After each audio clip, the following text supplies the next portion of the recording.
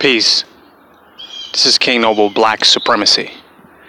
And with this particular video, I want to talk about how to change the world outside of yourself.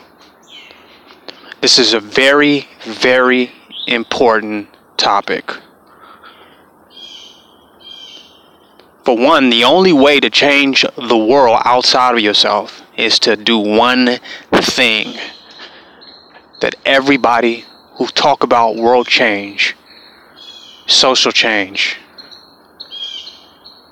is unwilling to do and have yet to do. And that is to change the world outside of you. You have to first step outside of you. That's going to be difficult for the metaphysical, the New Age thinkers, this New Age movement that I see out now, where people are all into themselves. They love themselves. It's all about them. They tell you that if you change yourself within you and you get right and change your frequency, that somehow that's going to change the world. That you change the world by changing what's going on within you. But people change themselves all the time. They change their diet. They change their religion. They change their worldview. They change their perspective. But that still doesn't change the world outside of them. The world outside of them remains the same world that caused them to change in the first place. So changing yourself inside and within you is not going to definitively change the world outside of you. Not saying that personal change in your life internally does not contribute to change outside of you. That it has no impact or no relevance. And that there is no place for change in the world by change of the individual. I'm not saying that. Of course, if you change, the world change in some way. Even if a very, very small, minute increment. But changing yourself, changing your inner world will not necessarily change the world outside of you. That is just not true. In order to change the world outside of you, you first have to step outside of you to interface with that world so that you can understand the nature of it, of how it works. So that you can actually see what is there without your own internal reality being imposed, without imposing your own position. Because that ain't change. That's resistance. That's warfare. And sometimes it wants to stay the same when it see where you're trying to change it from. If you're trying to change it from a place of imposing your own personal reality, your own personal situation, your own perspective, irregardless to what is there, then it will resist change. It won't change. It will stay the same. It will resist change. So in order to change the world outside of you, you have to step outside of you. You have to step outside of the comfort zone that you're calling you. The space that you identify with as being you, you're going to have to come out of that. So you can get into the energy, into the vibration of that which you want to change. So you can become intimate. So you can know every part, every aspect, and every dimension of what you want to change. You have to step outside of yourself if you're going to change the world outside of you. All of these doctrines and teachings now that are coming out are making people go farther within themselves. Go within you. Go within yourself. It's all about within you. Go within yourself. It's about you. Go within you. It's about you. Go inside of you. If you want to change the world, it's about you. Go in you. Get into you. Get into you. And that's not going to change the world. That's isolating you. That's more divisive, more separatism, more distinction, more difference, not change, more of the same thing, more of the same individuations. It's more of the same. You want to change the world, you have to step outside of you. Because you can't be fixated or situated in a state of individuality, thinking that you're going to effectively and positively change something outside of you. You have to come out of you and come into the changingness of the outside. You have to step into the changing of the outside. The predominant change that you will make in changing the world outside of you is stepping outside of you. What's not about you no more. It's beyond you. You transcend you. And now you can be objective. Now you can really be an observant in a way where you can be effective. You're not just imposing your narrative, your religious views, your ideas, thinking that it's just definitely going to be better because that's the way you think and that's the way you feel that it's definitely going to be better. And that's not the truth. And the world outside of you knows that and it sees you coming a mile away, so it will not change. Because one thing that the world outside of you knows, that it is not about you. The problem is no one wants to deal with that which is outside of them, which is why it stays the same. And it's the same. It's the same thing. It's no one wanting to step outside of them. I don't care what your religious belief is, what your cult is, what your group is, what your idealism is, what your philosophy is.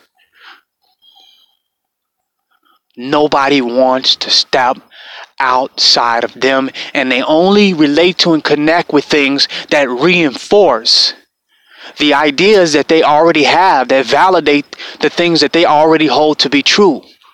And every group and every entity and every organization, they all have that particular thing in common. They will not deal with the fact that there is a reality outside of them. They will not deal with that. If it is outside of them, it is untrue. It isn't real. It is wrong. It is not right. That which is dealing with that which is inside of them is the only truth. The only righteousness, their perspective, their position is the only right that exists. Is the only right they know and only right they're willing to accept. And that's why things are not changing, because it's a mass proportion of that in society. That's the thing that won't change. You want to change the world outside of you? Step outside of you for a minute. You can't look out your window and change what is going on outside. You have to open the door and get outside of your house. And then you can begin to affect things outside. Your inner conscious is the same way.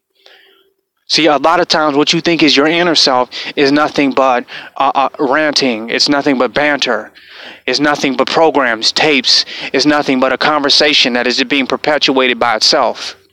What you call in your inner world ain't even your inner world. It's your ego. It's your ego's man cave. It's your ego's utopia. It's where the ego dwells, what you're calling your inner self. You got to get outside of that to be a scientist, to expand your consciousness to the totality of what exists so that you can be effective and be impactful.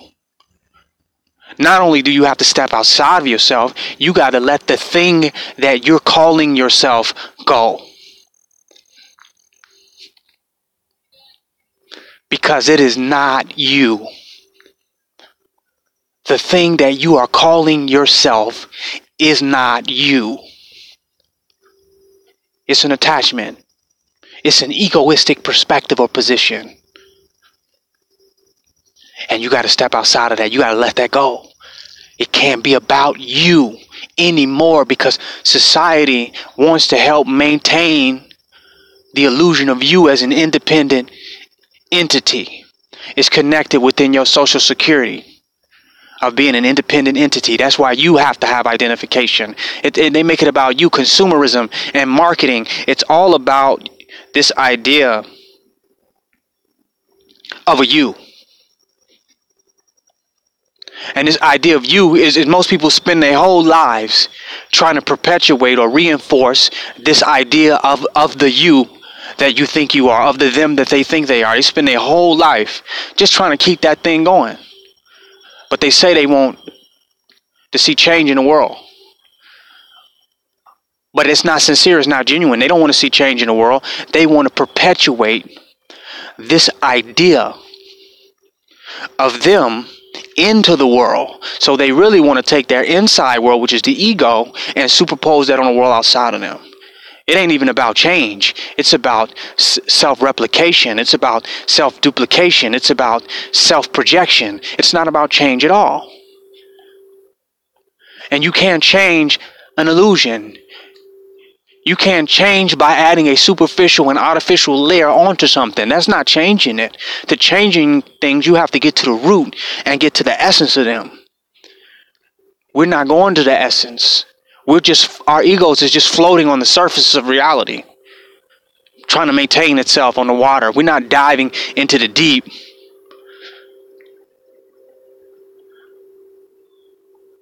You got to step outside of yourself. You got to even step outside of the idea of there being a self that is somehow separate from everything and everyone else. You got to step outside of that if you're going to change what's outside of you. You won't even want to go outside. You don't even want to enter into the outside. You fear the outside, so you run into this shell called you for refuge and for security because you really fear the outside world. You say you want to change it, but you won't even confront it enough to change it. You won't even address it. You won't even be present with it, but you say you want to change it. So all your motivational speakers, all your inspirers, all your teachers, all your enlighteners are making you run within yourself, run inside. They're making you get under the false security blanket of internal self-consciousness. Talking about they want to change the world. Nobody even wants to deal with the world. Nobody wants to confront the world. You're scared of the world. You're scared of the world, and the thing that you call you is a security blanket to protect you from the world that you fear, that you say you want to change. You have no tolerance for the world. You have no tolerance for what is out there. You cannot stomach the world to even change it. You can't even entertain the world for a second without seeking refuge in your inner consciousness and your own personal perspective and position. Religion, denomination, principle, ideology, doctrine. If you want to change the world outside of you, you have to step outside of you and merge in and as the change of the world, as the change of what is outside of you. Where you dissolve is where world transformation begins. Where the illusion of you disintegrates is where real change begins to happen in the world. The self that you want to work on, that you want to build, that you want to maintain, that you want to get into, that you want to love, that has to disintegrate. Because everybody in the world loves their illusions of self and lives in their delusions of self. And that's why the world is in chaos, because there's so many different scattered and fragmented entities totally obsessed and caught up with the idea of who they are outside of everyone else, but claim they want to change the world outside of them. In order to change the world outside of you, you got to get outside of you. You got to get outside of you. Step outside of you. Your beliefs, your ideas, your vision, your perspective, your wants, your desires, your needs. Everybody is there. Everybody is there. Everybody, that's everybody is situated there. You would be the change you want to see in the world if you can do that. Step outside of you. How are you going to help me if you can't step outside of you? You won't even step outside of yourself long enough to be able to help somebody else, because you can only project or superimpose your own internal reality onto others and onto the world, thus for living your own illusion in your own personal matrix. To help me, you have to step outside of you. To see, to be me for a moment, to realize how you can really help me, how you can really help, how you can really change me, how you can really be a benefit to the world. You want to make the world more happy, or you want to make the world a better place? Step outside of you. Step outside of you. And step into the you that is the world. Beyond this illusion of you, this container, this shell. This idea that you're calling you. This King Noble Black Supremacy. Join my website, www.kingnoblepblacksupremacy.com.